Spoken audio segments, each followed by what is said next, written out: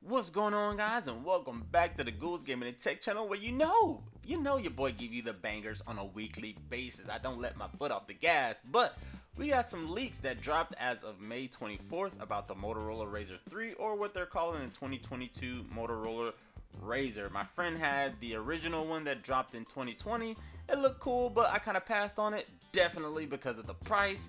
It was then $1,499. Are you crazy? I was not paying that, but I guess some people would.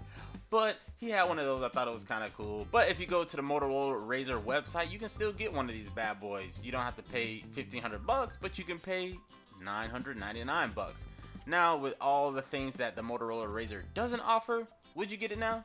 It's up to you. But we got some leaks on what the third iteration of this device looks like, so let's check it out. So I saw on Twitter, Mr. EV Leaks, or Mr. or Mrs. I don't know, but they posted a video on the device, and as you can see, it kind of looks like a Galaxy Z Flip 3. It's definitely a lot more real estate on the device, but it looked kind of cool. Let me know if you guys are interested in this device going into 2022 with all the competition that's out there in the field, because you know there's tons of it.